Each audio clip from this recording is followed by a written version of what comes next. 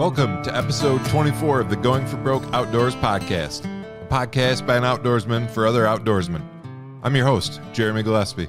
Today's guest is Keith Stummer. Keith is a veteran public land hunter who has a wealth of knowledge and over 40 years of experience. Keith has taken some great bucks in that time, and he has taken most of them with traditional archery equipment in a big wood setting. No easy task.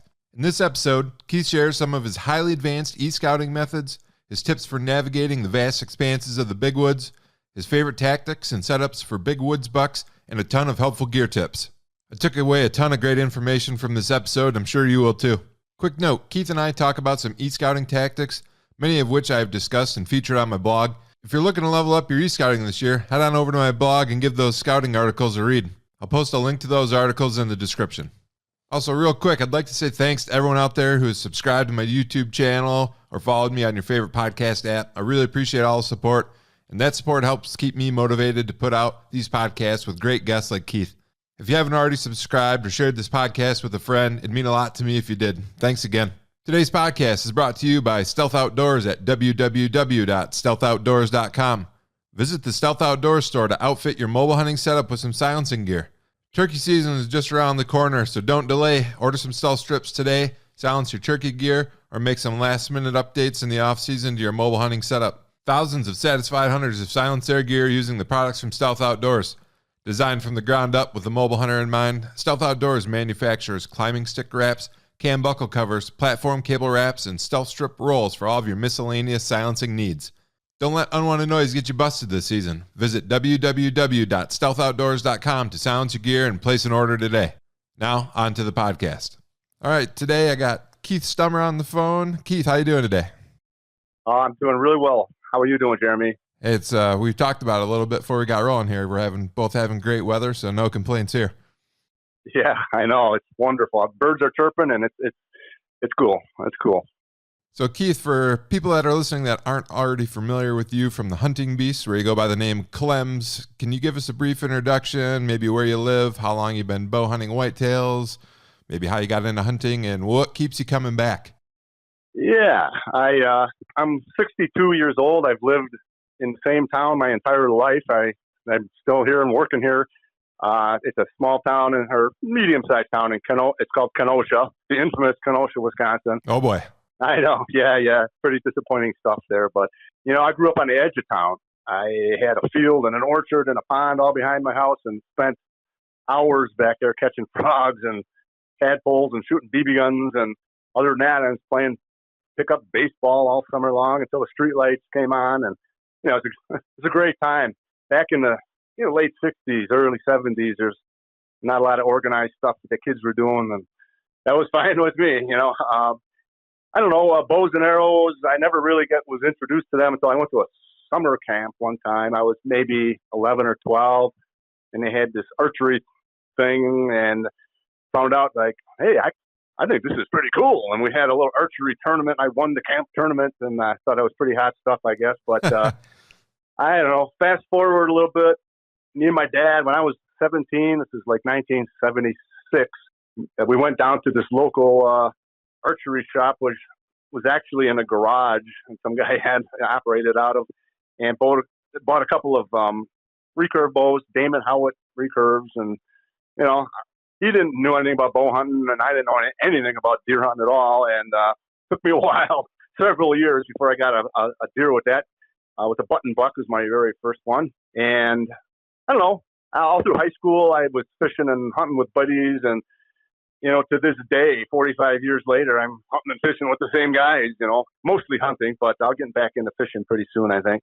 Been blessed with good health and good friends, and, what keeps me coming back, I would say nature just makes sense to me. It's like one of my only places where I'm out in the woods where I feel just truly relaxed, and so, hunting bucks with a bow is like a match made in heaven for me, so glad I was able to find that.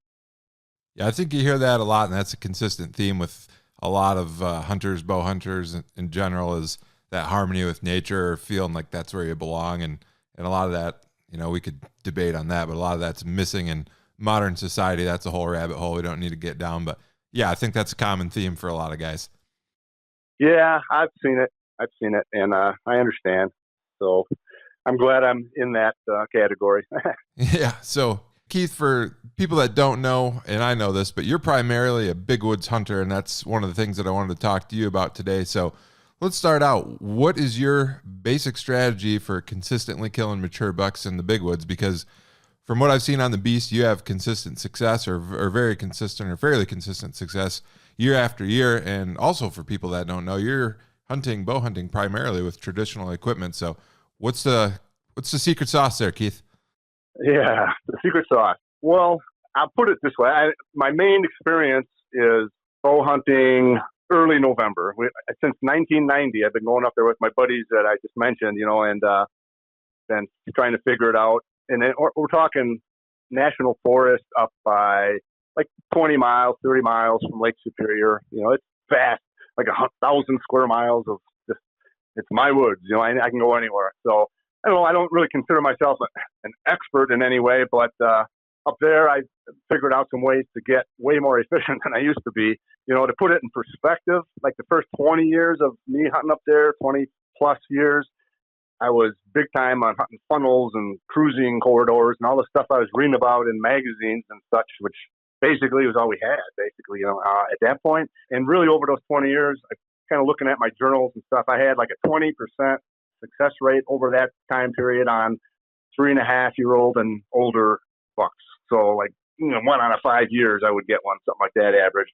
And that was back when there was maybe 15 deer per square mile, possibly more.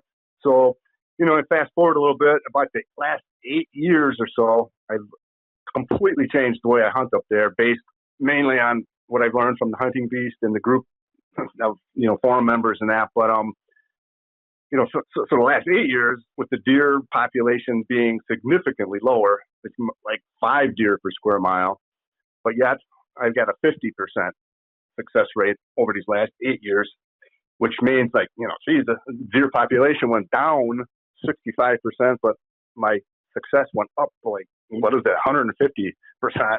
So I guess we're here to talk about what I'm doing different to have that happen. It can be very tough up there.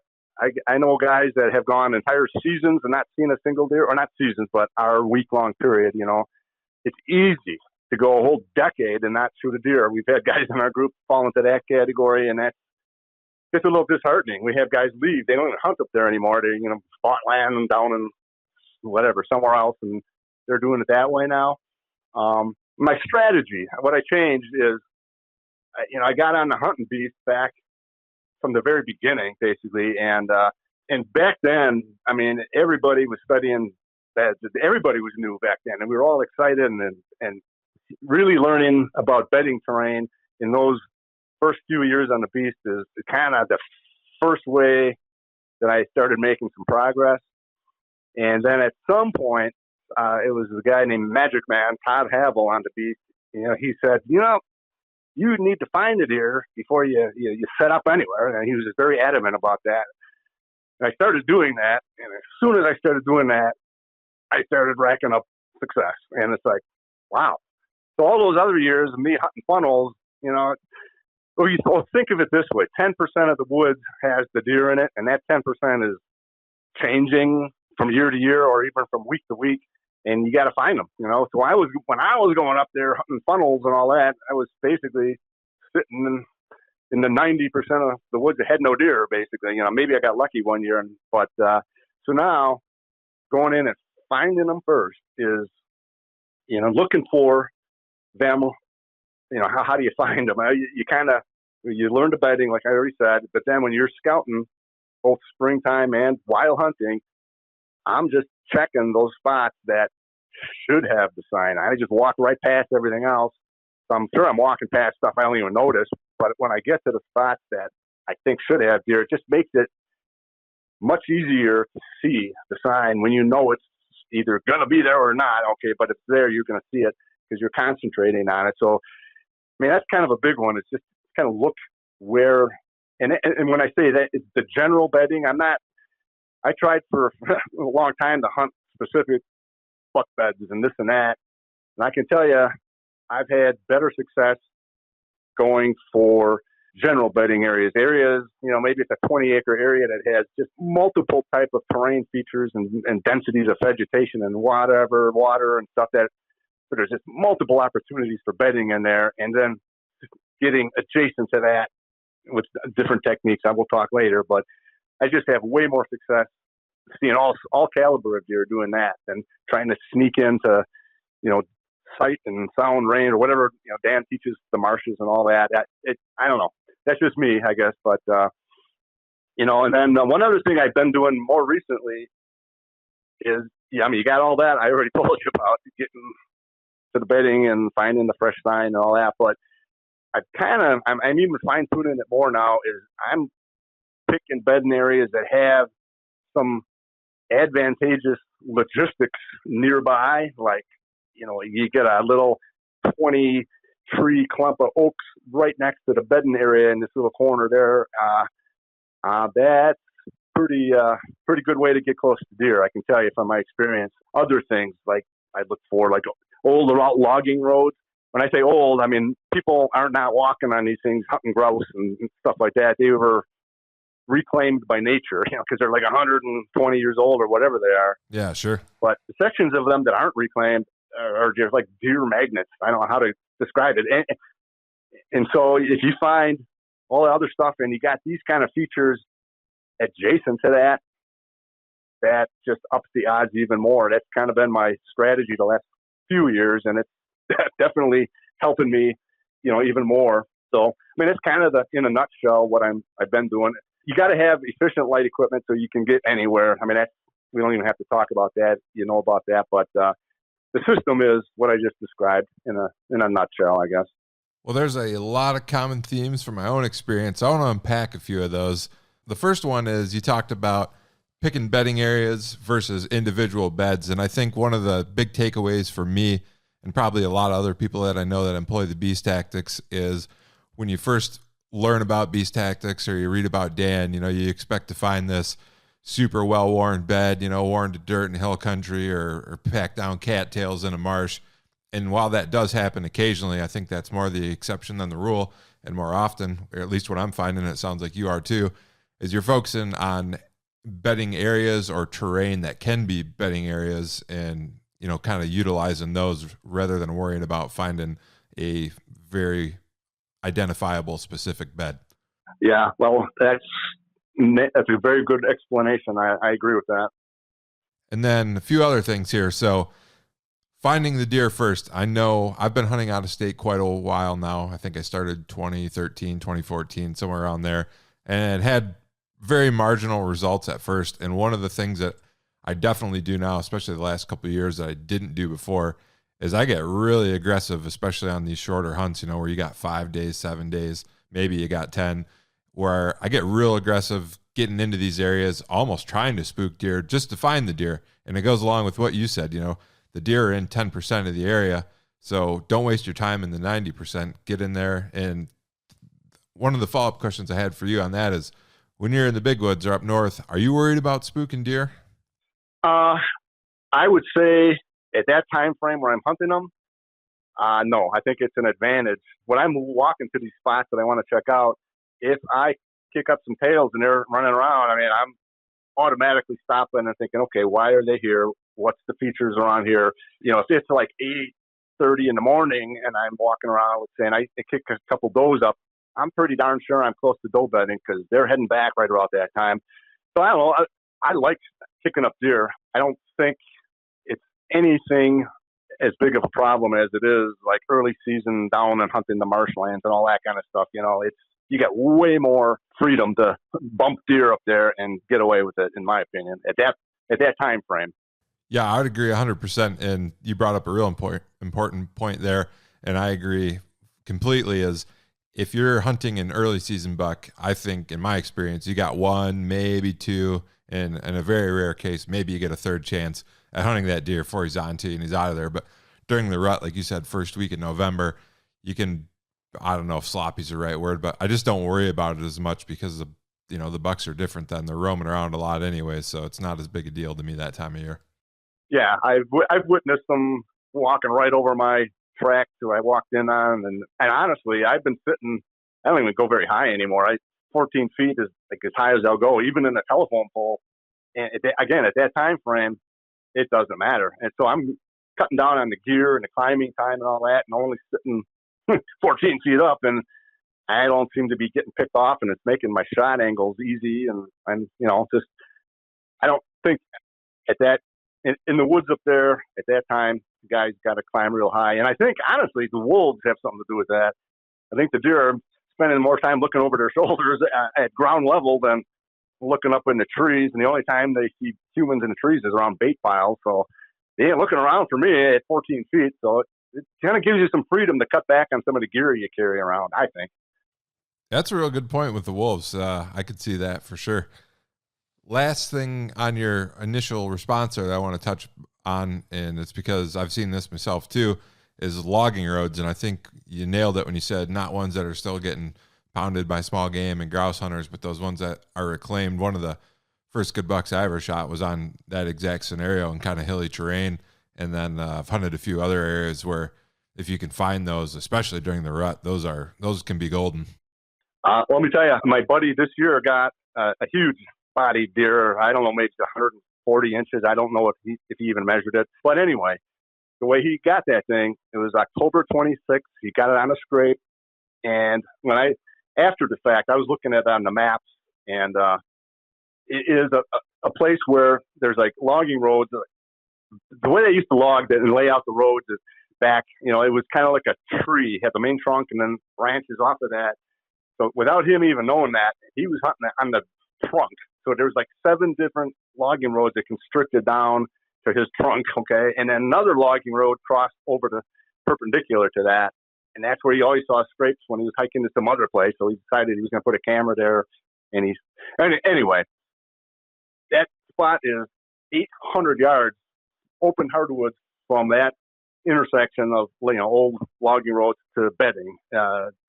800 yards north and west. There's nice bedding and he's had big bucks in there in the past. So those things are coming out, 800 yards from wide open hardwoods, get to those scrapes. And he shot it, in daylight. And there was pictures in previous days of big ones coming out in daylight to that spot.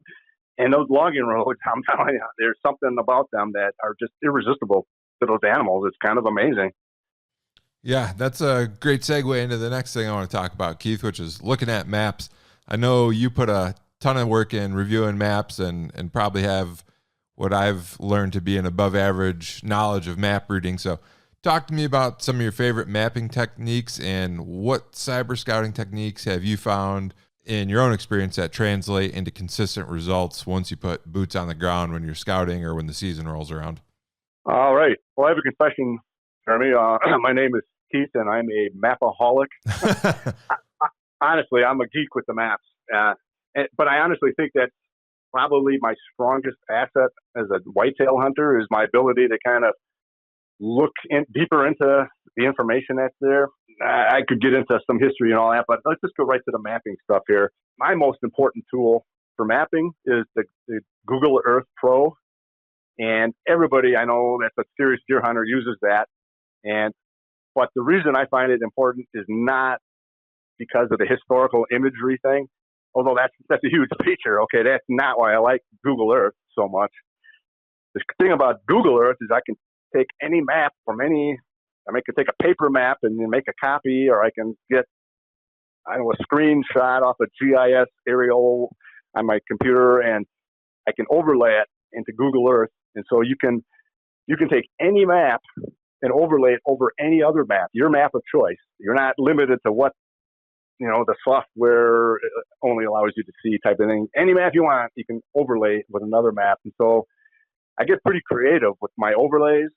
It's kind of like Cal Topo. Everybody's familiar with that probably, where you can use that translucency slider and look at different maps and different.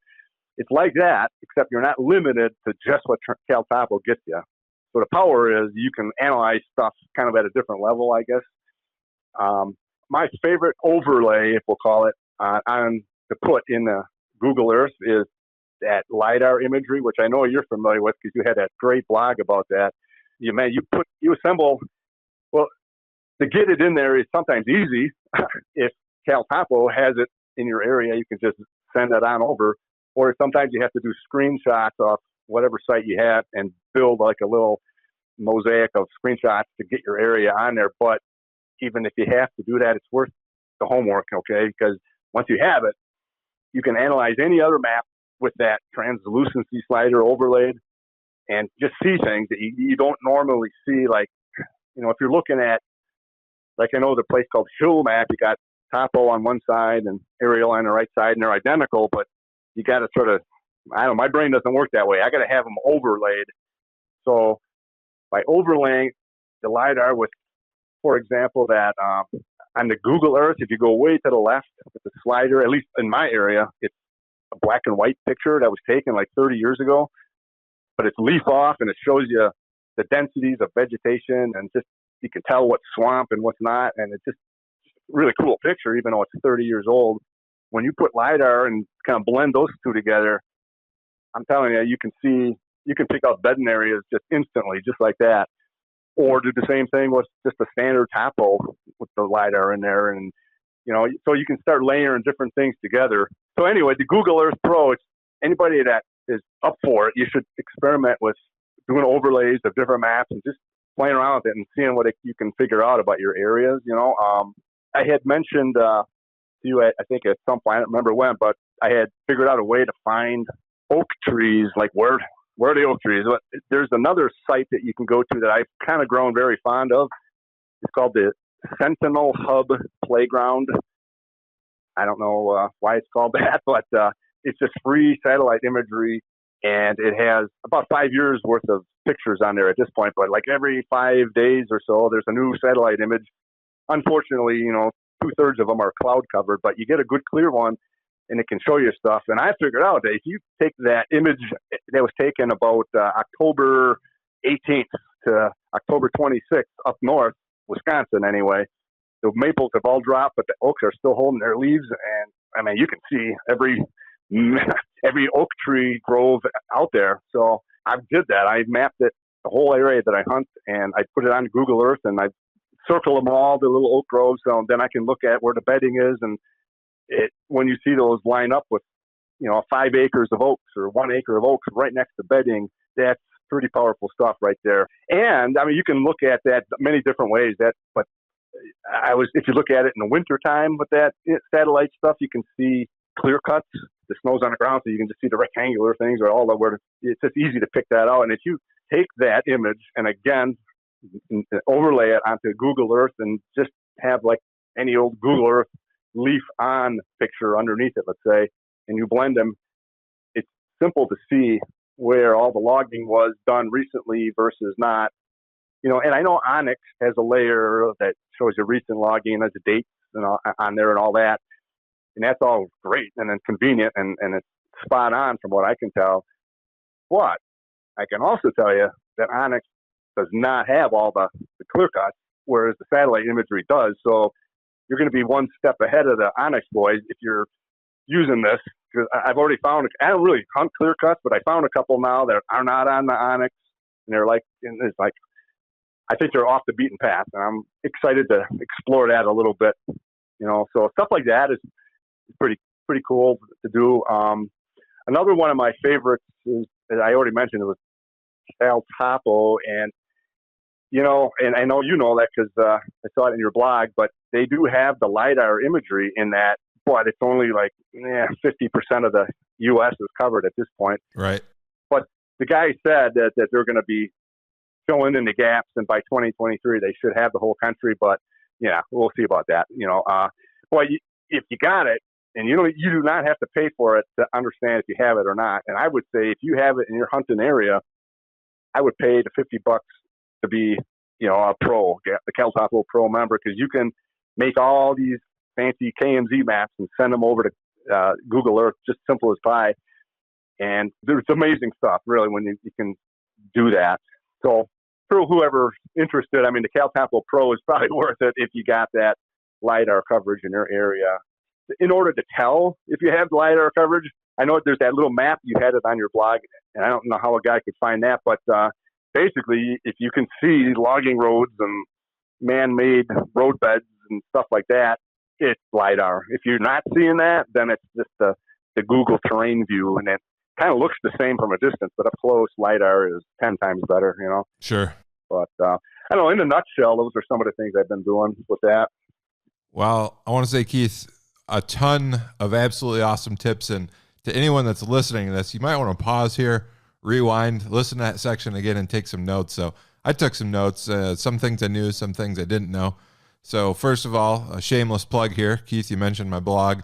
If you don't if you don't know what Keith's talking about with LiDAR or Cal Topo, you can go to my blog at goingforbrokeoutdoors.com/blog, and I've got one blog article on what I do for e-scouting using Cal Topo, and then I've got another one about LiDAR. And I've talked about LiDAR a little bit on the blog, but for people that don't know, LiDAR is kind of like the same concept of radar, except instead of bouncing sound waves off something to get an image of what it looks like in radar, they're bouncing light waves off the terrain, and the fidelity and the resolution on this stuff is incredible. I mean, you can see like 1 foot contours, and I've been using that lately quite a bit. So that's one thing. Second thing, Keith, you talked about making overlays in Google Earth Pro. So if you're using a custom map, and this is something that I haven't done a ton, so good question for you. How are you lining up or scaling your overlay maps? Are you picking up like common points of interest, like roads, or how are you scaling those maps to make sure your overlays are correct? Well, it's a little intimidating at first, and I know there's a lot of information out there, and I know Garrett Fall, I think his name is DIY Sportsman Guy. I think he did one on how to do that like 6 years ago or something like that. But anyway, the trick is you kind of, when you take a screenshot of an aerial, just save it as a JPEG. Let's say a nice leaf off picture on your GIS county site. When you kind of want to have Google Earth open and have the altitude about the same scale as the picture that you just screenshot. So when you enter the overlay in, it's fairly close in size, so you don't have to be stretching and dragging it all over the place. But it's kind of hard to describe in words, but basically you try to get, I think, the center crossbar, and you'll see what I mean. It's like, I don't know what to call it, just crossbars, crosshairs. You can kind of drag the crosshairs and line up the two images. You got to have the translucency kind of so you can see both. So maybe at 50%, and you have to just pick out something like a pond or a road intersection or a big tree that really stands out. You can see in both pictures and kind of center that. And then you just do the same on each side, kind of dragging, pulling as you need to line up things. I would look it up on the internet. I mean, it's hard to describe that. But honestly, once you figure out how to do it, it doesn't take a lot of time to do it. And you don't have to be as precise as you think you might have to be. If you're just a little bit askew, when you're in the field, it makes no difference at all. So it's a little bit of a homework assignment, as I said, but when you do it once and you got it forever. So, we do all sorts of crazy things for this hunting that we do, and it's just one more little thing crazy thing you can do to help. And it does help, believe me. Yeah, and something else you mentioned is leaf off imagery. I know a ton of guys are big proponents of leaf off imagery. So when you're looking at an image that is leaf off versus having leaves on, what is that telling you? What are you looking for specifically in a leaf off image? Densities, thick areas that you can see what's hardwoods, what's pines, what's tornado blow down regrowth, what's clear cut regrowth, that kind of thing. When it's all leaf on, you can't really see that stuff. I mean, leaf on has advantages in certain, like if you're looking at a swamp, leaf on actually is helpful, I think, to see bigger crown trees and stuff like that. But mostly leaf off is I would prefer to see in most cases. And then I assume you're focusing on those dense areas, like the edges or the perimeters of those. Yeah, I mean, the way it works in the area where I'm hunting, and I think everybody's hunting in their own situation, but northern Wisconsin, it's kind of rolling hills, kind of pocked with smallish swamps, and it's got a lot of variety, but it's not, I don't know, it's not hill country, it's not swamp country, it's kind of the intermix of all of that stuff. So when I'm looking at that, the thick, I call it the dark woods when I'm looking at it, but if I'm looking at a new area, let's say, I'm looking for a patch of maybe 20 to 30, 40 acres where it's just all kind of thick and gnarly looking, because I know that it's probably going to be some deer in there. I don't hunt in the thick, gnarly stuff, but I hunt around that with some of the other, advantages that I was trying to describe earlier. But pretty much all the spots that I end up having good success at are all near that kind of thick, nasty stuff, or a big swamp, or I don't hunt a lot of like areas that aren't close to that anymore. So. Yeah. So if I'm hearing you correctly, and I'm a new big woods hunter, one of the best things I can do is get on the Sentinel Hub playground, find myself some oak trees, and then get a leaf off image, find some dark stuff, dark timber, or would you call it dark woods? Yeah. I mean, yes, I call it the dark woods. When on the map, it's just dark. That's how it is in my eyes. I'm red-green colorblind, but it's thick. The beauty of the leaf off stuff is you can tell the thick areas versus the more open woods areas, and that's huge, Yeah. So if you find a good stand of oaks close to some of that dark woods, and like as far as narrowing down an area to at least investigate, that's a huge clue, right? Exactly. And I kind of prefer a smaller stand of oaks as opposed to, I want a 40-acre ridge of oaks if I can avoid it. I mean, I like a little small corner of oaks somehow, or patch so they're close by when they do come in, type of thing. But even if you have a giant 40 acres of oaks, as long as you can find the exact exit trail where the does are coming in and out, you set up right there. I mean, that's still a pinpoint location to kill, And I'm talking about a buck following a doe, obviously. Sure.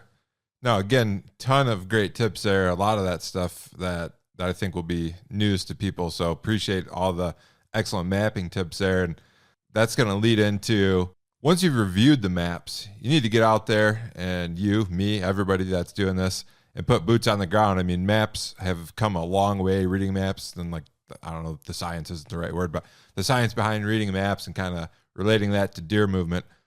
But now you got to get out there in the woods, and the big woods can be intimidating for a lot of people to navigate. Like you said, you're talking 1,000 square miles, a lot of big roadless areas. So talk to me about your best practices for navigation in the big woods.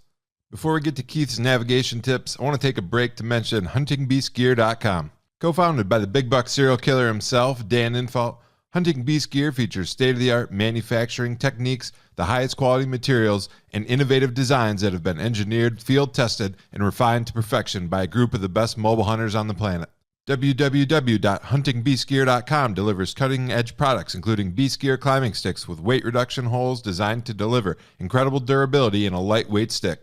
Beast Gear climbing sticks also feature non-staggered inline stacking and double steps, all in a 2.2-pound package, including the fastening strap. HuntingBeastGear.com has also released the game-changing Beast Gear Hang-On Tree Stand. Designed to be the ultimate hang-on tree stand solution, with 4 years of prototyping, testing, and refinement, the Beast Gear stand features a 16-inch wide by 29-inch long platform. The stand comes in at an incredible 6.8 pounds, and it does it all without compromising strength or durability. The Beast Gear stand is finished with a long-lasting anodized coating and features grade 8 hardware, high-quality Delrin washers, Beast buttons, and adjustment knobs. For more details or to place your order today, head on over to www.huntingbeastgear.com. Now, back to the podcast. Well, the way I'm doing this, it's very important to be able to just move freely throughout whatever area you chose to hunt. I'm hunting maybe a 40 square mile area where there's lots of things for me to explore. A lot of it I've never even set foot in yet, but I plan to. But I don't want to be limited and saying, "Ooh, I don't know how to get back in there," and this and that. So one of the most important things that I do is it starts with when you're looking at the maps, when you're first trying to figure out an area that you're going to hunt. And then you finally do say, well, I'd like this area here. Well, then I'm looking at how am I going to perhaps get in here? And I kind of will pre-select and draw a track. And I'll do that on Google Earth. But I'll be looking at other maps. I'll be looking at the GIS because they got the good leaf off, and I'll see, oh, geez, there's been a windstorm. You can see all these blown down trees on this. So I'm kind of looking at them both, and it's just sometimes a painstaking thing, but sometimes not. You can just draw a track that you think will get me back in there. So that way, I follow that in when I go on my scouting mission in the springtime then. And and if it seems like, yeah, this is definitely a spot I want to check out. If it's active, I'm gonna maybe be able to hunt over here, or I can hunt over there. But then, maybe on the way out, you might refine the way you walked. And man, on the way in, you figured out, yeah, most of this was good, but man, that was a pain in the ass over there.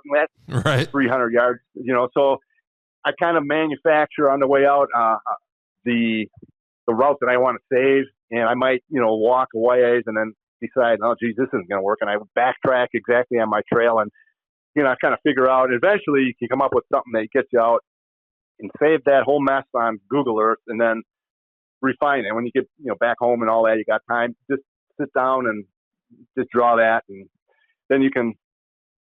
Okay, so then you got that. Now I am not one that uses a phone app when I'm out in the woods. I have Onyx on my phone.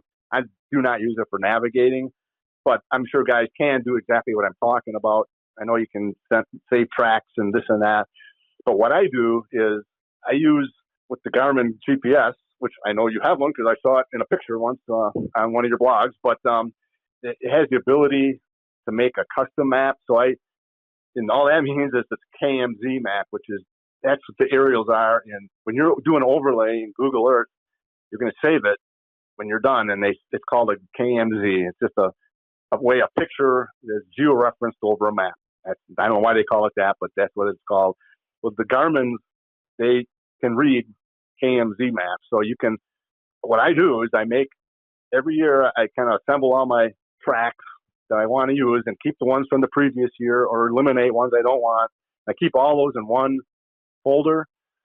And so I can click that folder on or off. I click it on and they're all there, and I make it a yellow color because I can see that really good.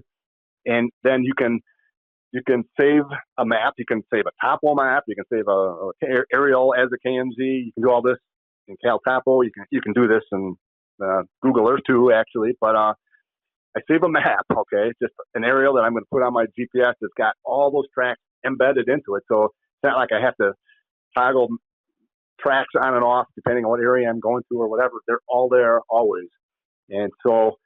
And they're bright yellow, so I call them my yellow brick roads. Okay, and it's kind of like my road system through there. Honestly, I know some of them are more like the interstate. I just always get into a certain general area on this one, but then I can branch off, and it works really, really well. You can draw them on a spur of the moment, and just like I did this year, I drew one so me and my buddy could get in to where I shot my deer in the dark and get at them. We came in a whole different way, purely by manufacturing a track, doing that, and it worked out good. So anyway, I do it on a Garmin because I just feel more confident.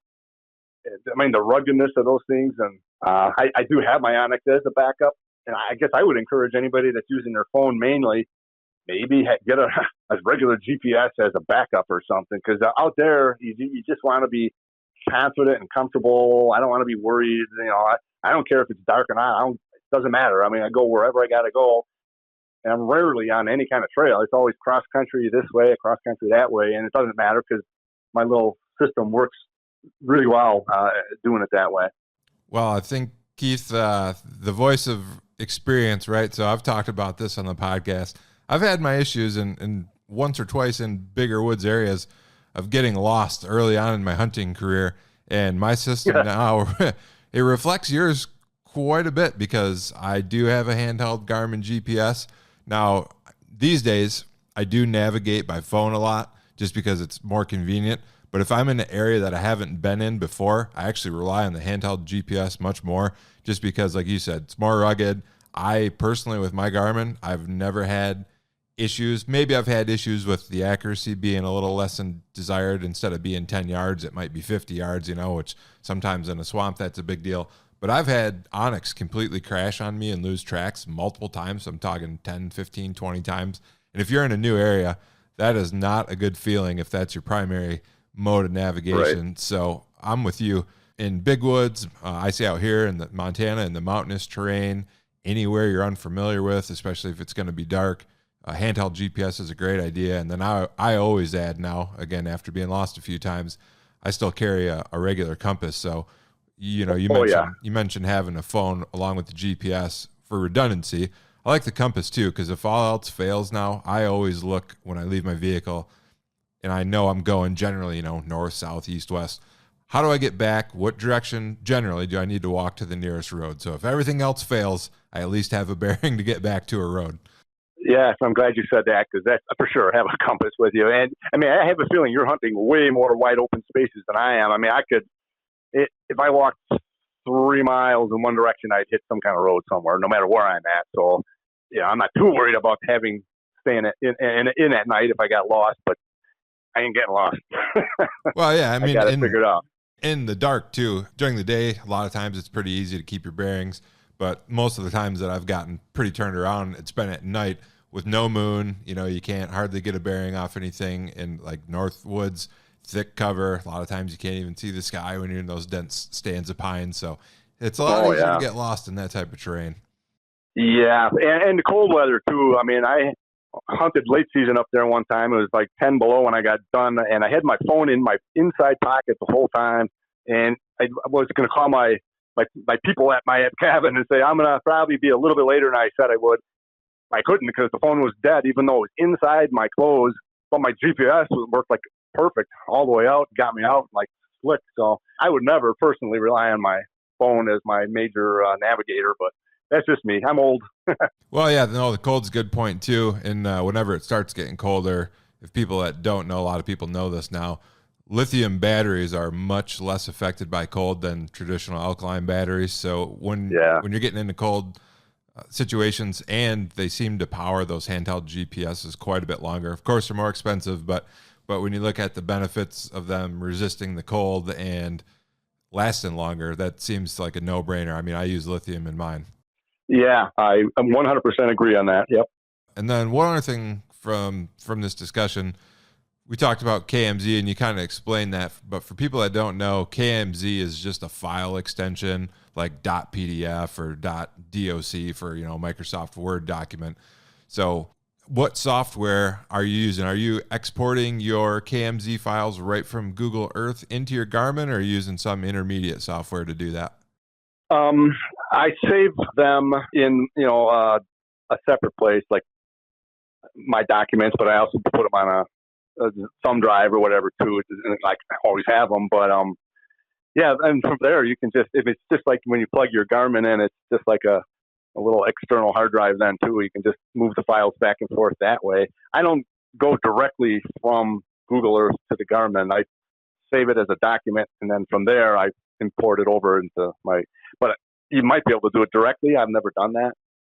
So when I first got mine and my handheld GPS, I'm way overdue for an update. Mine's like 10 years old. Yeah, you have a 400. Now. I saw that. Yeah. I used to use something that was a Garmin application called Basecamp. Are you still using that, or is that even a thing anymore? It's a thing. I have never really used it. I never found it very intuitive. I've always used a thing called Expert GPS, probably one of the very first mapping type GPS interactive softwares I've had mine for over 15 years probably. Not that it's the best one out there. Honestly, Cal Topo will do everything you need just fine too, I think. You can generate the KMZ files that I keep talking about and save them, and then you can put them on your Garmin. And I know nothing about putting files on phones. I don't know if you can do that back and forth. You probably can, but I'll have to have somebody else, pipe in on that one. There is some limited functionality on Onyx to do that, but I think it's definitely easier, like you said, drag and drop the files into the Garmin, into the hard drive on there. Yeah, it's pretty straightforward. So you talked about Yellow Brick Road, and then you talked about dark woods because you're colorblind, Keith. And 8% of men are colorblind, a lot more than women. So what kind of challenges has that presented to you as a hunter, and how do you overcome those, or how do they affect you? Well, I did a little calculation. 1,700 Beast members are colorblind because whatever, that's 8%. And so what that means to somebody that doesn't have any idea is like red is invisible essentially. It's the same exact color as brown and red, green. So blood on the ground it's as if you took a sprinkling can for watering flowers and walked through the woods dribbling water through the woods and then had your friend go try to follow it. Your color vision seeing friend.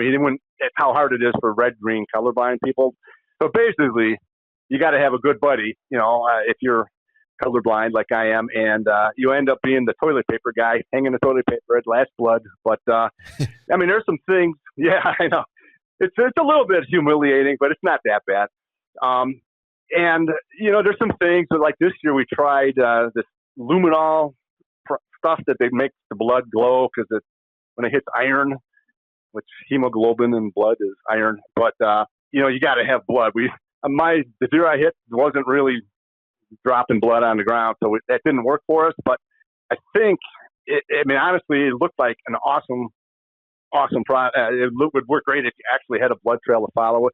But unfortunately, up where I'm hunting, everything, the whole forest is like iron-containing compounds. Oh boy! And the whole forest floor kind of takes this eerie blue glow. But we did hit a couple specks of blood, and you could definitely see the difference. But so anyway, I would recommend anybody that's colorblind maybe experiment with that a little bit. Also, recently I had a friend of mine who is an ophthalmologist. I don't know where he got them or why he had them, but he had these glasses. They have filters on them, and they look kind of like sunglasses, and they're meant for people that draw blood for a living. They're called vein finder glasses. And I don't know exactly how it works, but it filters out wavelengths that counteract the red wavelength or something, right? So it makes the red signal stronger, and it allows people to see veins, basically, when they're drawing blood. Huh. It's pretty amazing, but the more amazing thing is, like, when I put these things on, I can actually see the color red. I'm sure it's not what you're seeing, but it almost looks like orange, or it's like a bright color that's like. So I have never tried blood trailing with this stuff, but I tell you one thing: when I'm looking at maps now online, or like if I'm on the hunting beast and somebody's posting something and they're saying, "Well, the pink X is this and the purple dot is that," that is completely meaningless to me. But when I put those glasses on, I can see everything. It's amazing. That's very interesting. So any of the blood, colorblind guys out there that can't see blood, they're called iso vein finder glasses. I don't know. They're pricey, but honestly, I would spend the money because it'll open up a whole lot of things that you wouldn't ordinarily see. So, another thing, being colorblind, that I've learned, a buddy of mine came up with this idea, is when you grid search, and I found a couple of my biggest bucks by grid searching because, blood trail was non-existent or petered out and we couldn't find them. So I would go out. Anyway, you take where last blood is that you found, you kind of mark that as a waypoint, and then you take your GPS or from your phone, but you kind of push the go-to waypoint navigate thing and go to your compass view, and the arrow kind of pointing to your waypoint. So a long story to tell you that it'll allow you to walk arcs around the blood, and you can put one guy 100 feet, one guy 200 feet or whatever, and walk that arc. And it keeps you really exactly on line. And then next guy goes to 300 and 400, and you come back on an arc that way. And I'm telling you, it works amazingly well versus what I read about guys doing is trying to walk, squares and following straight lines back and forth. And man, the only way to make that work, in my opinion, would be staring at your GPS. The way I'm doing it, you're looking around and you look at, I'm 90 feet away. I got to just veer off to the right a little bit here and keep walking. It's a way to grid search way more efficiently and exactly. So throw that out there. I never used a dog, never hired a dog. I don't know, but it seems to be kind of a new thing. Everybody's doing it now, but I'm sure it would be awesome to hire a dog to come in and find them. But usually by the time I get done messing around, the dog wouldn't have a chance of finding it anyway. So yeah, that's the thing with the dog. It's like, and I'm with you. I like to try to track the deer, but if you're going to use a dog, pretty much the conventional wisdom at this point is just stay out of the area completely. Yeah. It's a little bit of a pride thing. I kind of like, I got this. Okay, yeah, I'm colorblind, but I think I can still do it, type of thing. So, like my one buddy was saying, you should hire a dog, get a dog. I said, I'm going to try to grid search again, and found them. Yeah. So, well, yeah, and I was happy about that. Great tip on the arcs too, or using a track at all. I know a lot of people that when they lose blood, they just start walking around all over. It's like, even if you are trying to walk a square, if you do put a track on your handheld GPS or your Onyx or whatever you're using, at least, that way you have a good idea of what you've covered already versus, randomly. Did I go here already? Did I not? Was I 5 feet away from this or 50 feet? I don't really know. With those tracks, you can have a lot better idea. Exactly. Well, that's what the search and rescue divers do when they're down there looking for a body. They're on a rope, a tether, and they swim that arc, and then they let themselves out, 50 feet, and swim that arc, and it's the same exact thing. And that way you're not missing anything, Yeah, and that's a great analogy there. If it works in that kind of application, it seems like they're doing that for a reason. Yeah. Well, while we're picking on you here, Keith, you're on the backside of the bell curve too, and it comes to the average age of hunters being 62 years old. So part of that means you cut your teeth in an era without all the resources that are available to hunters today, and good for you for using the ones that are available today. But in your experience of people that grew up, in the Onyx era or whatever, Google Maps era, because that's been around for a while now, what are new hunters missing when it comes to woodsmanship? Yeah. Well, interesting. I got 3 young guys in my life. I got a son-in-law and his brother. They're like 27 and 30. And I got a nephew who's 30. And all 3 of them, this was their first year deer hunting, bow hunting. And they all 3 got deer. 2 of them opening weekend. One was early October. And I'm thinking, wow, you guys, that's amazing. I'm happy for them and excited for them. But it's like, it took me like several years to get a button buck when I started, because they are the launching pad for the young guys. They have no idea how far ahead. They're like as good now as I was after 20 years of hunting. They got all that information. But having said that, if I were talking to young hunters and say, well, you ought to maybe be careful about this, or ought to think about doing this, I would say maybe be careful with how you're using trail cameras. They're a ton of fun, and especially with the cell cameras, I think those things are addicting as far as I can tell. But I kind of think they tend to dull your observation skills, maybe, or developing the ability to read the woods if you're kind of leaning too much on that when you're in your growing years. There's a definite trend of multiple cell cams over bait piles and this and that, and hopping around chasing pictures. I call it whack-a-mole hunting. I think you'd be better off learning how to observe sign and just trying to pay attention. My recommendation to them would be use trail cameras, because, man, they definitely teach you a lot. And I want everybody to have fun out there and all that. And maybe, like, when you're approaching one of your cameras, kind of look around what the sign look like, and kind of maybe try to predict, okay, what am I going to see on this camera? What made these tracks right here? And just kind of start maybe putting some relative observations to the pictures, so you're learning something, not just seeing pictures. That's how trail cameras have helped me. It's kind of like help me interpret the sign that I'm seeing. Basically, that's about all they've really done for me. But I guess I would challenge them to figure out ways to gauge the sign that you're seeing, like what kind of animal made this. And I like Dan Infalt's measuring technique with his hands. That is brilliant.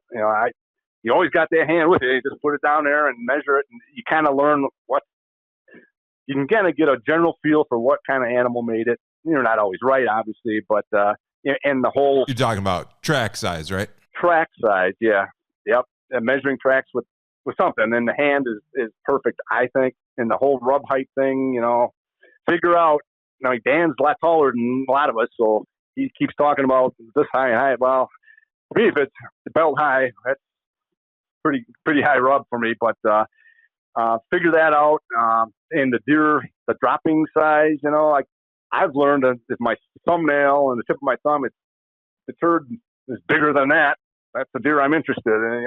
Just kind of try to figure stuff like that, because most of the time you're going to get on deer with that kind of observation, not because of what a trail camera is telling you. So figure that kind of stuff out, And I don't know, you said 3 things, so I didn't really come up with another woodsmanship thing, but I'm just saying to the young guys, everybody seems like they're pressured into shooting big bucks right off the bat, and just relax, take it, have fun. I don't know. It's just a little bit weird with that. Yeah, on the cameras, I think you brought up a good point, and I found myself being guilty of this too. When I had a camera out in the woods, it was like a lot of times, especially almost everybody I know has got a a day job, right? Your time's limited. You got a girlfriend or a wife and kids, and it's like, oh, I want to get out there and see what's on the camera. And I would just walk a beeline to it, and I wouldn't even be hardly looking around half the time. Versus now, I haven't used cameras actually since I moved to Montana, partly because some of the areas I hunt are far away and it's like impractical to check them. Some of the areas I hunt are what's called block management out here, and those are private lands that the landowner can enroll for public hunting. But those are only open during the season, so you can't go on those lands outside of the season. You know, you can't put a camera out in July, or you can't pick your camera up in February. So I don't run cameras nearly as much as I used to. But now I find myself, when I am out and hunting, I'm a lot more in tune with, like you said, looking for the sign, those other indicators, you know, track size, dropping size, rub height, all that stuff that you can gather. And like you said, you can start correlating what size sign am I seeing and kind of get an idea what type or what size deer you expect to be around there. If you're not seeing any of that big sign, you know, you kind of discount that area. Or if you're seeing a lot of big sign, then maybe that's an area you want to focus on. Yeah, right. Yeah, that's good synopsis. So let's get back to the hunting bed / bedding areas versus preferred food sources. So it sounds like you're doing your big woods hunting early November, but you mentioned oaks. So how are you setting up? Let's say you find one of these clusters of oaks, you know, where there's 5, 10, 20 oaks, and you find some of this dark woods. How are you positioning yourself in there? Like, how are you, you know, are you placing your stand closer to the bedding area, farther away? Talk to me about your actual setups. Kind of depends on the layout of how everything works. You kind of have to depend on where you might have natural shooting lanes is obviously one factor. 'Cause I'm not doing presets at all. I'm just going in and, you know, hunting on the fly. That's all this time I've been having the better luck. That's how I've been doing it. Whereas I used to do presets and all that. So basically you get in there and you have to figure out, you know, where could I be getting shooting at?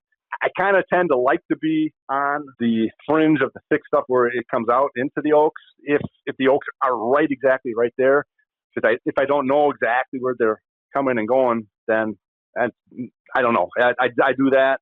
But if there's something else, like you know, there is one, let's say an old logging road nearby, but it's a little distant. Maybe it's 100 yards from the fringe of the thick, and there's oaks between the fringe and the logging road.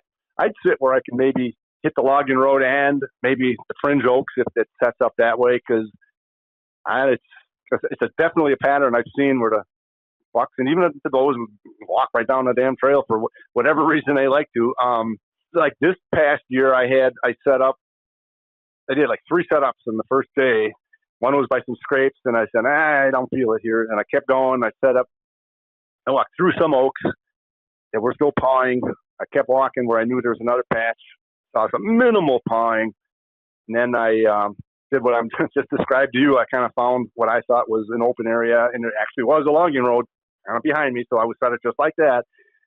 And had young bucks chasing does in and out of the thick stuff.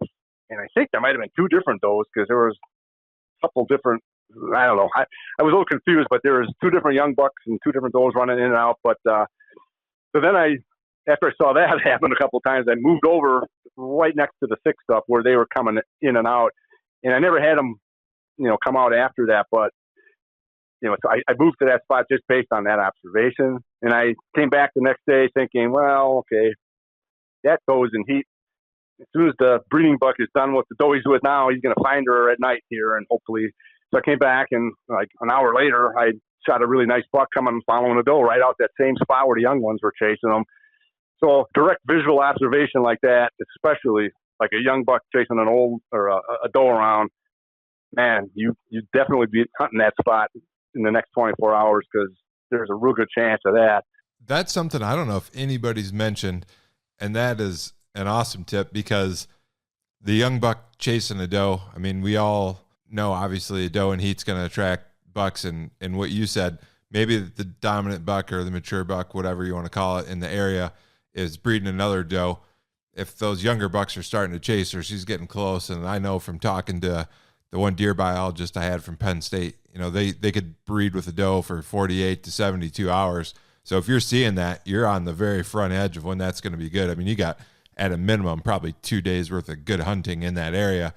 And the other interesting thing that biologist said when I talked to him is during the rut, everybody knows a buck's home range gets bigger. They're traveling a lot more. But he said the does actually get smaller. They've got GPS collar study on that. So if you see that, you want to be like in that immediate area within 100, 150 acres. You got a real good chance of seeing that doe again the next day, and then she's usually got the buck parade with her by then. Yeah, I love those GPS collar studies. That's awesome information. Yeah, for sure. So great tip there too. Yeah, thanks. Let's move on to your hunting equipment. So I have a ton of respect for guys that hunt with traditional equipment, which is what you do. And I was combing through the archives of the beast in preparation for this podcast. You had a post a long time ago, and I actually saw it in a couple of your posts over the years about a video that really helped you out. And that video was created by Rick Welch, and it's titled Accuracy Factor, and it's all about trad shooting. I've actually never seen it, but you mentioned it several times, and I've seen it pop up on some other forums. So talk to me first about how you got started, and you did a little bit early on with traditional archery. Why did you stick with it? And then what did you like, or what really helped you out about that Rick Welch video? Yeah, okay. Like the first 10 years, I hunted just with recurve. Then sometime about 1985 or 86, I bought a Hoyt Rambo compound bow. I wanted to see what that was all about. Even the late 80s compounds were killing machines, let me tell you. But I something about it just didn't feel right to me, so I kind of set it to the side and just picked up my recurves again. And after a few years of collecting dust, I gave that compound to my brother-in-law. And I basically been shooting trad ever since. And I was always just a natural good shot when I was young. I mean, kids can do a lot of good things naturally when they're young, and at some point you start putting pressure on yourself, probably like a golfer or something like that. Although I don't golf, but and I started snap shooting and like launching the arrow before I was ready on target, and target panic or whatever you want to call it, and had a real bad session in my shooting for, I don't really remember how, it was more than a couple of years, I tell you that. It was just brutal, but maimed some deer, missed some amazingly good opportunities, and then here through the hunting beast, I met a guy who lives fairly close to me, and I don't know how we got together exactly, but he came over to my house and we were shooting bows. I had a little range in the back. He shoots traditional, and it's like, man, was he good. And I was like, holy crap, how do you shoot so good, And he said, well, I took a weekend class with Rick Welch. I don't know where he lives, somewhere down south, and he was explaining it all to me and trying to give me some pointers and that. And he said, well, you should get a video that he's got called the Accuracy Factory, I think is what it's called. And so I did, and it helped me a lot, but, it doesn't fill in all the information gaps, but I was definitely improving just by that video. And he had other video I got, and it helped me even more. But my buddy is a real sociable guy, and he arranged for Rick Welch to come up and stay at his house up, near me, and had a whole bunch of guys lined up. And so Rick did some of his archery classes up here in Wisconsin. So I was able to take a half a day lesson with him, and the man set me straight. He fixed my head. He fixed my head, honest to God. It made just a huge difference. Unbelievable. Basically, the way he helped me was his system revolves around like trusting your brain to point the arrow. You don't consciously aim it like a lot of the other shooting systems. I mean, you're gun barreling down the arrow and using this and that for sight references or whatever. He said you got to trust your brain to do it, and all you got to concentrate. You look at the spot, you draw back, and then from that point, you're not thinking about aiming. You're thinking about holding still. You don't have to bother with trying to consciously think of two things at once. He said the subconscious can do so many things all together. So what does that even mean? I mean, I could maybe are you left eye or right eye dominant, Jeremy? Right eye. So, okay, if you were sitting looking at the doorknob or the light switch or something, just facing straight towards it and just keep looking right at the doorknob, now lift up your right arm and point directly to it without looking at anything but the doorknob, and then move your head over and see where you're pointing. Look right down your arm. You're going to be pointing right at that doorknob, even though you didn't aim it like a gun barrel. Does that make sense? Yeah, no, I just did it, and yeah, that is surprising. So, I mean, that's just the way it works. We know how to do that. You know, it's like a quarterback knows where to throw the ball or whatever, but the brain calculates that and knows how to do it. And so when I was shooting, he's sitting behind me watching me shoot, and I'd get to the point where I'm drawing and getting to the anchor, and he would say, "Believe, believe." He's like trying to give you confidence that even though you didn't take time aiming this thing, it's pointing at the right spot. So all you're doing is concentrating on that, holding tight, holding still. He's got system for that, but taking that out of the equation literally cured me. It's like, wow, dude, the dude's a genius, and he fixed my arrows and made them shoot straight and all that. And the guy doesn't even have like a bow square. I mean, he doesn't even rely on that. He has all sorts of homegrown methods that he uses that are common sense genius, So sure. So anyway, that's how he helped me, and my God, it's one of the best things that ever happened to me, I think. So you've had, I'm assuming, minimal or no issues since with your shooting at deer? Well, I would say I'm not a Robin Hood or anything with my longbow, but that anxiety to release the arrow as soon as I draw it back is gone. A lot of guys, I see them shoot, they just draw and they're shooting immediately. I'm away from that. I mean, I could hold it for quite a while if I had to, and it wouldn't be floating all around. So one of the things you mentioned, though, in that story was you lost your confidence, you had a rough patch of shooting, and I know for a fact that happens to people that shoot compound bows too. And a lot of times it's just like getting back to the basics, or like you said, you have a lesson, and that stuff can really make a difference because you have 2 or 3 events in a row where you're shooting at deer, and for whatever reason, whether it's your technique, whether it's the animal moving when you don't expect it, that can really kill your confidence. And then you're, like you said, you're trying to rush the shots and stuff. So bringing it back to basics can make a big difference. Yeah, rushing the shot. That's that feeling. That's it's taken that away from me. That's all I got to say about how Rick helped me. But that's in a nutshell. That's what happened. Being that you've shot trad your whole life or your whole bow hunting career, anyways, what tips would you give to someone? So I've shot predominantly compound. I mean, I've messed around with a trad bow a few times, but never hunted with one. If I was to pick one up, what tips would you give me? I would say pick an expert and follow their advice alone. Don't mix and match different experts' advice, cherry picking that idea and this idea. I just pick one system, follow it, and get it down pat. To me, that's just the most logical way to get into a good place. You can always, and once you're well established with a routine and shooting good, I guess you can always listen to some other stuff and tweak things here and there. But that would be probably my best advice, is just stick to one expert. I would say find a mentor at a local bow club or something. And I mean, there's a lot to it more than just the shooting, the arrow setup and this and that. And it's different than the compound world to some degree. And trying to figure all that stuff out on your own, it would be pretty tough. Although again, with YouTube and all the stuff out there, I guess it's not as hard as it used to be. But sure. Anyway, having somebody right there helping you, watching you shoot and helping you, that's a big one right there. I feel like it's almost like a trade, or on the job training, where you want to have a skilled craftsman to help you out. Yeah, exactly. Yep, perfect example. And maybe this one probably will get some guys upset, but I think if you're going to do that, if you want to switch and try to shoot a trad bow, I would literally zip up the compound and case and just put it in the closet. I wouldn't keep switching back and forth like, oh, I'm going to be hunting a big buck today, I better bring the compound. Just go with the trad bow, man. It literally is as efficient as killing a deer as a compound is. It's just you're more limited in range, that's about it.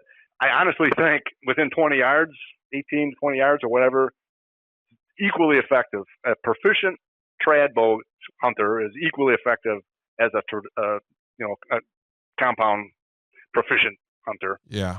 Within those short ranges, because guys will argue that all day long probably, but that's what I believe. I hear a lot that the time commitment or the routine is super important. So how often are you shooting your bow in the off season?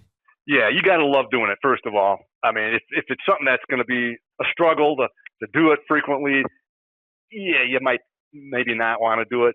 What I do is I actually rarely shoot from an elevated position, even though I got a tree stand right out of my backyard. But I pretty much shoot maybe 4 times a week all year round. Okay. One year I didn't shoot for like 6 months, and when I picked the bow up, I was like, holy crap! So I'll never do that again. I'm going to stay just shooting year round, but it's a relaxation for me. I get home after work, go down in the basement, turn some tunes on, have a couple beers, and I'll shoot a little 13-yard range I got down there.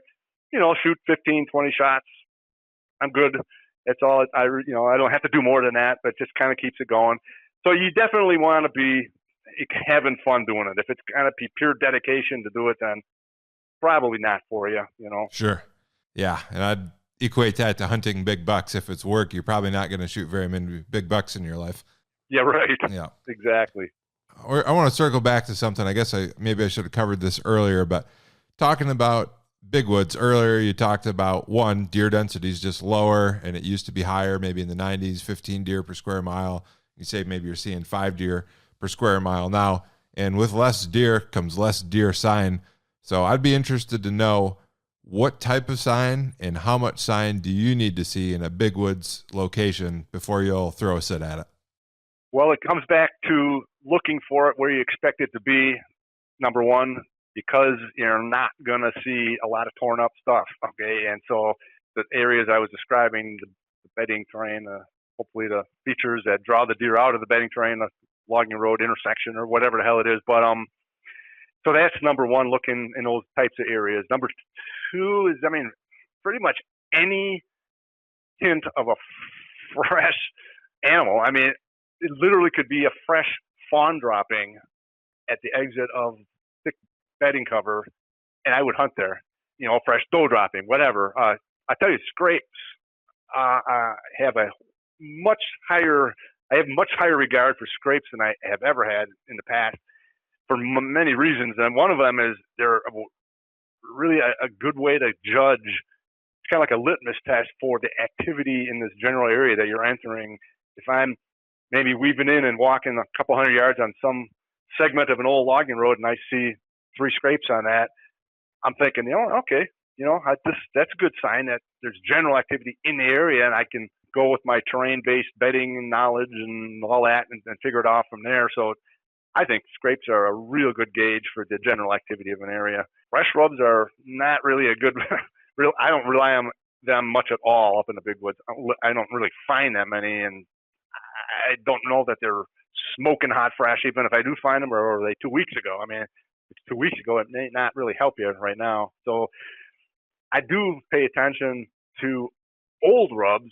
If you got yourself a concentration of old rubs in a spot there, I definitely factor that in, and especially if they tend to be, bigger rubs, it's like, yeah, this area has the potential to house a nice mature buck, but maybe he's not here now because there's not as many deer, this and that, but at least the terrain is good for it. So I keep an eye out for that. And as I mentioned earlier, kicking up deer is a really big one for me. Not that subtle, I guess, but pawing for acorns near bedding, blah blah. Everybody knows about that. Some years though, I'd say like one out of every 4 years, there's like no acorns. Otherwise, there's some acorns or sometimes a lot of acorns.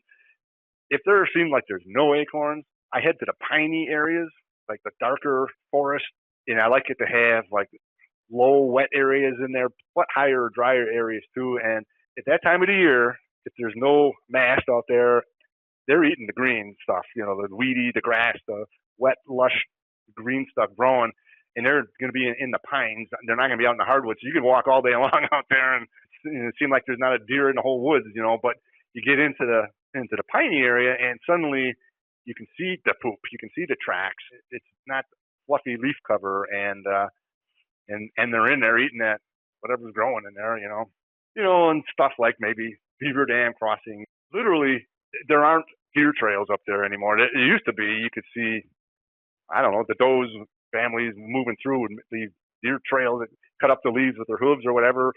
There's none. You can't find a trail up there anymore. It's kind of crazy. And I don't really. This is my thinking on that. I don't think that's only because of deer density. I believe that the deer have adapted. Again, talking wolves here, I think the deer have made some changes. I think they mix it up, man. I don't think they're just walking back and forth, bedding to feeding, bedding to feeding. I think they change their feeding area like frequently, and maybe they come back to that one feeding area 2 weeks later or a week later, but they don't just keep hitting it every night. So they're not developing the trails, and that's keeping those wolves again kind of off their backs a little bit. So that makes it hard. You can't really see trails anywhere ever. It's kind of stupid. No, that's an interesting hypothesis with the wolves and how that could be impacting behavior. I wanted to go back to scrapes real quick. So you talked about you place a lot more priority on scrapes now than you ever did before. Are you ever hunting over scrapes, or are you just using those more for an activity gauge in the area? Yeah, I definitely plan to hunt scrapes more moving forward, based on the luck that my buddy had on his converging logging road scrape situation there. I mean, few years ago, I actually hit a deer that I unfortunately could not find, and it just happened to be a scrape that was at the intersection of two logging roads right next to some oak trees. And that's kind of when my brain started clicking about the scrapes here. I can't remember. I have a buddy that's hunted heavy over scrapes this year with cell cams, and he got a nice buck doing that. So they hold a whole lot more hunting value than I've given them credit for in the past. But I do intend to come up earlier and hunt like the last week of October this year, which will put me more in the scrape week, and then switch over into hunting the chasing bucks and the lockdown bucks. Yeah, that's an important point. You mentioned scrape week, and that's something I've talked to John Eberhardt before. The guys from Exodus talk about that.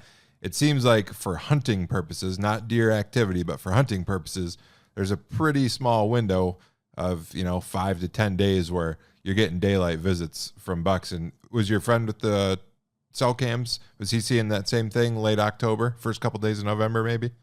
Well, he's kind of pulling off the Troy Pottinger thing. It's all mock scrapes, and in addition to that, he had a pile of bait of some sort in some sort of triangle sort of fashion, and he was right in the middle. I didn't quite get the logistics of everything he said, but he was sending me pictures because I was asking him to. I said, man, just send me some pictures of these big bucks. I want to see what the woods holds up here, and sure. He had a whole lot of pictures coming in, and it was November 12th, 13th, whatever. He's still sending me pictures of bucks coming in. So I don't know exactly how that works, but I think there may be more of a window than even a week, but I don't know. I'm not the expert at all on that. Yeah. So talking about trail cameras, you said it's a good tool, but it's easy to overuse. What are you using for trail cameras? Or I guess not what are you using, but how are you using trail cameras if you're using them at all, and anything that you do different in the big woods versus like farm country?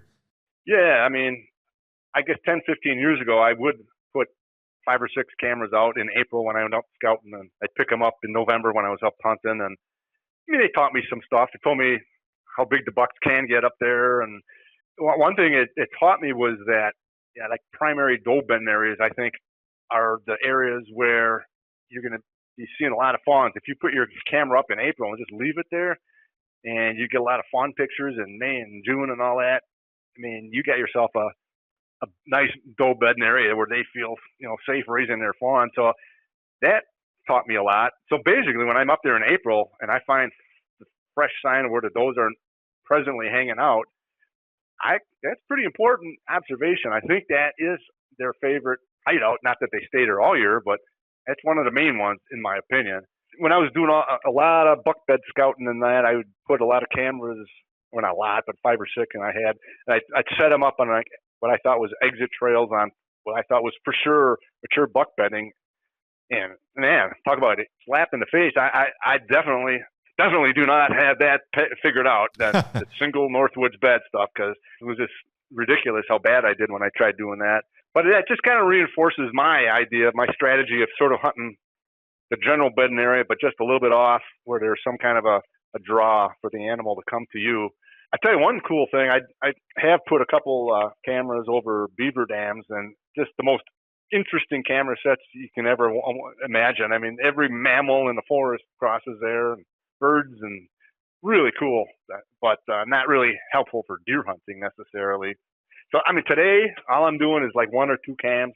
I got one out there right now that I put up last April. I checked it when I was up there in early October just to see, because I had found what I thought was a big buck bedding point. And it was, because he did come through there a couple of times, but only like a few times the whole damn, summer. So I don't know. It's a tough gig up there with the cameras.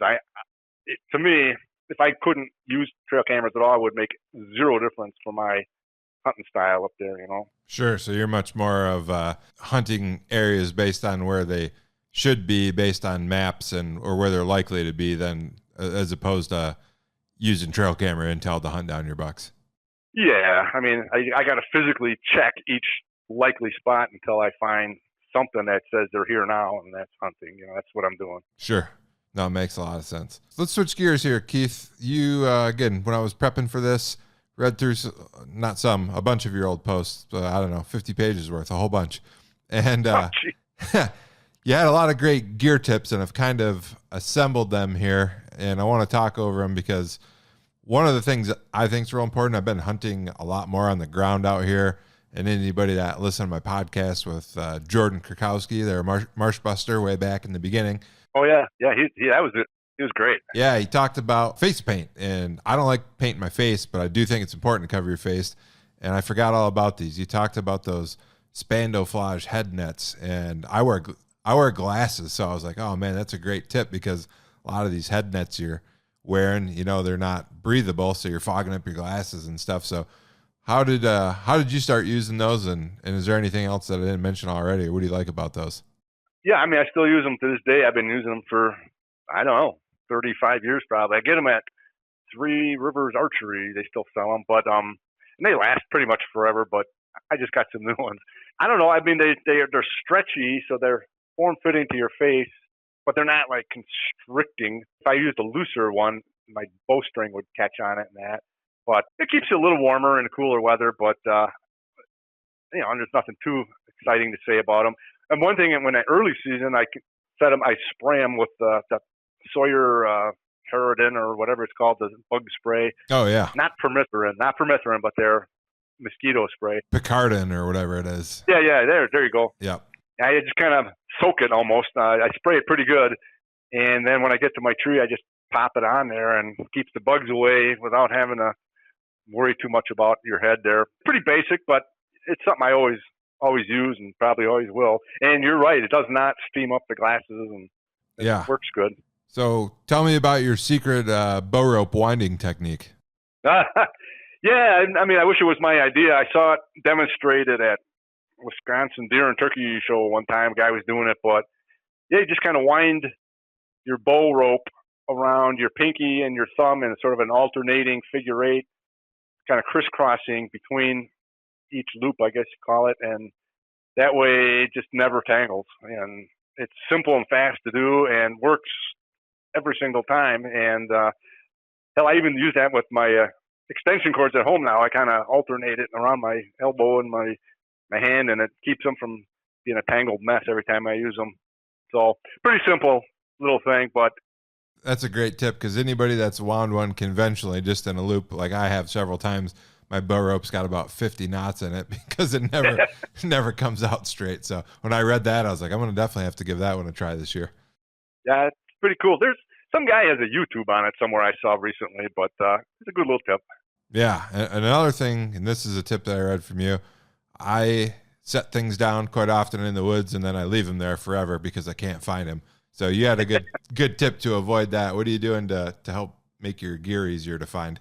Yeah, I put little squares of reflective tape, like 3M tape or whatever, on like virtually every item I bring in the woods with me, including my finger tab, my GPS, my phone, my car keys, anything. I got them on a loop of that around the back and the front of each of my arrows. I mean, it's come in handy. I've lost an arrow in a thick brush and circled back with a flashlight, and boom, there it was, Plus, if you hit a deer and it drops out, you can see it laying there in the forest and you can go get it. But one time I actually did lose my GPS. I had my back. I didn't need it because I was farm country and whatever. I was just hiking out, and I was going through some thick stuff. Apparently left a pocket open on my backpack, and I got back to the truck and I was looking around like, where the hell is my GPS? Anyway, I backtracked with my flashlight and found it easy with the tape on there reflecting back at me. And, I'll tell you, probably the most important thing I do with it, I put it on my climbing sticks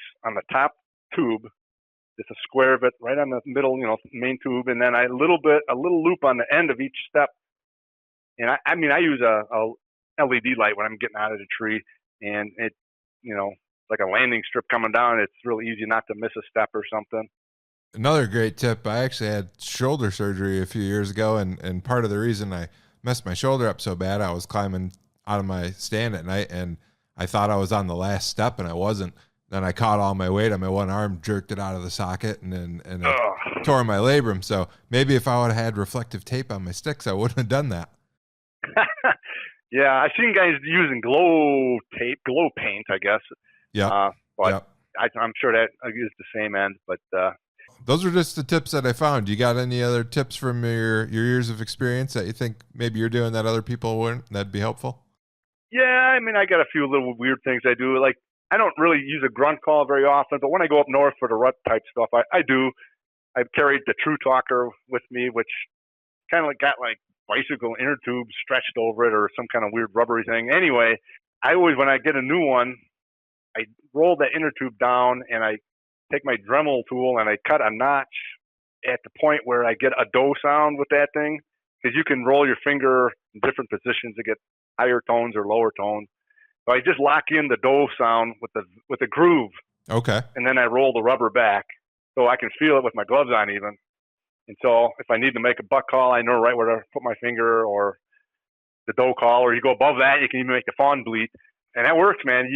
I fooled some bucks that were looking at me with the grunt that wouldn't come in. And as soon as I did a nice little doe, and then they turned and they started coming in, it's just a little thing. It helps me, because I think they send them, when you buy a new, they might have some kind of a rubber band around there that you're supposed to feel, but it just seems kind of lame. I cut a groove in there and it's good forever. I don't know what else. I use it. Well, there's a thing called a nader. It's for climbing. Everybody's using aiders with their sticks these days to lighten the weight and this and that. And I've tried all the different ones, including the wire ones. And I never used the multi-step aiders, but I don't want to go there. But I did try this thing called a nader that some guy, an idea he came up with. And I don't know if you're familiar with that, but it's like a loop that goes around your arch of your boot and then attaches up around your kneecap with a hook, which works awesome, simply awesome. And you can, whatever. But I've upgraded that even. I took in the metal out of it, and I call it, it's not my idea either, I'll just say that, but it's a loop nader. There's no metal at all, but the loop, you just kind of slide it over the step and step into it rather than trying to find that hook and hooking onto the step. Sure. And, it's extremely efficient, and I love it. So, you'd have to sort of home make it, because they don't make loop naders, but just get a regular nader and try that. I highly recommend that. Yeah, and then you're just getting a little extra height out of the same amount of climbing sticks, right? Yeah, it's great. It's great. Well, hey, Keith, we're getting on in time here, so we'll go ahead and wrap it up. I appreciate your time. I don't want to take it all, but I have 2 more questions for you, and I like to ask these. So, especially, I'd like to hear from you on this one, because I always like to learn from people that are more experienced than myself. So, give me the top 3 things that you know now that you wish you would have known 30 years ago that have helped you be more successful. Well, there's no question. Number one is when I figured out where to find deer that were bedded, that flipped the switch and instantly starting to get better success. Even though I wasn't necessarily hunting them like Dan Infalt teaches, it was a game changer to be aware of, okay, they're going to be bedding in here, And I would recommend anybody that isn't confident with that is to get Dan's DVD series, all of them. Doesn't matter where you hunt, everything's relative. Sure. And honestly, to me, the best, I would go back into the early years of the hunting beast and try to read some stuff from like the first, 5 years or something, because everybody was hot on hunting beds, and it's kind of changed a bit now over to whatever, it matured, I guess we'll call it. But to me, most of the real good bed tactical stuff was back then. So somehow figure out how to find that old stuff maybe. Second thing I wish I would have known, that finding the active pockets of deer will make everything better. All your strategies that everybody uses is going to be better if you find the deer first. And honest to God, for 20 years, I did not do that. And it's definitely something that you got to put up there in the top three. And, maybe the third one is just, and it's more of an experience thing. You can only do it over time, but it's how to interpret what you're seeing, the sign that you're seeing. I mean, when was it made, by what kind of age class buck, and what do you think they were doing, that kind of thing. And it really helps you to sort of figure out where they're going to be, leverage into killing a nice buck. So, but you can't really just go out and get that stuff. You got to earn it, I guess, over time. Yeah, just like any other pursuit, you want to get better at something, you got to practice. Yeah, totally. And the last question would be kind of the opposite of that. Give me 3 things that you've done in the past that you thought might help your success that turned out to not be so helpful. Well, the first one that I thought of, and it absolutely is the biggest bust, was the whole scent elimination thing. I took it to the nth level, like probably many of us had in our earlier years, and many of us still do, I'm sure. But, there's one particular year that I did every possible thing you could do. And I got out there first afternoon. I just got up north, and everything was totally clean. I had my glasses clean, my watch band clean, my towing rope, my pull-up rope was clean. Everything was perfect. And I got up in a tree, and doe came out of her bedding area like I was hoping. And she got downwind of me at 40 yards, and I was like, all right, yeah. I get it. I was the last time I ever did anything. I don't do anything for scent elimination anymore. I don't either. It doesn't matter to me. Yeah, I don't either. I tell you the other bust that I was thinking about is I tried my hardest to like saddle hunting, just appealed to less stuff, less gear, less blah, blah, blah. And I mean, I still do use a saddle as a safety harness, and that's good for that. But I tell you, I couldn't sit still. I couldn't not move. And I got busted by nice bucks up there. And I just said, okay, I'm going back to a tree stand. And that's just me. Sure. I'm probably going to hurt a lot of feelings out there because that's a pretty popular activity, I know. But yeah, I think it just comes down to find what works for you, right? Different things work for different people. And yeah, exactly. Just gear at the end of the day. Exactly. That's good. I'm glad you said it that way. I don't know. The other one is not that big a deal, but there was a thing called the Primos blood tracking light. I bought it for $30 or whatever the hell because I'm colorblind, I guess, but it's a complete waste of money. All it is like a red LED and a green LED, and it blends them together or not, and it's like, oh, well, okay. Anyway, so I would recommend nobody buy that. Yeah, stay away from the gimmicks. There's a lot of gimmicks in the hunting industry, that's for sure. For sure. Yeah. Well, Keith, I want to say, first of all, thanks a lot. A ton of great information in this. A lot of years of experience, trial and error, I'm sure. A lot of things, a lot of intelligent use of resources these days, and distilled down here. So appreciate you taking the time and coming on. And then I'd like to turn it over to you to see if you got any final thoughts here. All this stuff about reading the maps and all that, and maybe I'm geeking out here a little bit, but I just want to I'm going to say my 10 best views or special views that you can kind of glean from out there on the internet. Sure. And we already talked about like the straight LiDAR view. It's wonderful if it's just on your GPS because you can see every little bump and secondary point and all that, whether you're in the hills or you're out in the swamp or whatever. It's amazingly efficient to have that out in the field with you. And it's great on Google Earth, as we already talked about, for other reasons, seeing logging roads and that. The overlays, if you LiDAR overlay in Google Earth is probably the most important thing you should put in there if you're going to get into that at all, because it just brings out everything. It's easier to see the bedding areas because of the leaf off. You can see the hills compared with the densities and this and that. So that would be one. And also, if you use that LiDAR and you overlay it on our standard topo map, you get these really cool 3D views, and then you can just compare that to other things too.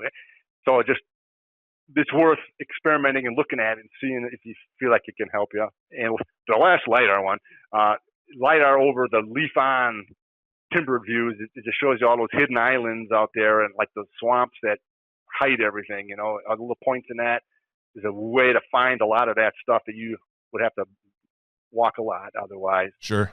Then those satellite things, we talked about the oaks already. I just want to remind people that's a huge one. Get out there and look at that, and you'll be surprised how many oaks you do have in your area. But you have to probably change the date. I noticed northern Minnesota maybe a week earlier than what I said, so maybe like October 10th. And down in southern Wisconsin, it's more like November, end of November. So play around with the time. The satellite, you can also see what the crops are. I know Onyx has a view, but that's like last year's history, I think. Yeah, it is. You can see real-time crops with the satellite. All you got to do is know what a cornfield looks like this year, and then you can see that's cornfield, that's bean field, that's alfalfa, boom, just like that. Satellite view, the snow I talked about, showing clear cuts. It's also a good way to see when it's time to go up north scouting. I mean, you can see, okay, snow is finally gone. I'm going next weekend, whatever. Or ice out. Okay, the lake's open. Let's go fishing. Shows all that. So play around with it. I mean, it's pretty cool. So anyway, I figured I'd go through that in case I mixed anybody up with all the other talk there. And but all I got. And I greatly appreciate the opportunity to talk smart about deer hunting with you. I mean, it's so much fun for me to talk about this, and I love your podcast. You're doing a wonderful job. So great job, Jeremy. Appreciate it, and it's 90% of that is having great guests, and I've had a bunch of great guests. So thanks to you guys for coming on and sharing your knowledge, because that's what people want to hear. They want to hear tips from experienced veterans that are getting it done, and you definitely fall into that category. Well, I appreciate that. Yeah. So without anything else, Keith, thanks for joining me, and we'll catch you later. I enjoyed it. Yeah, you take care, man.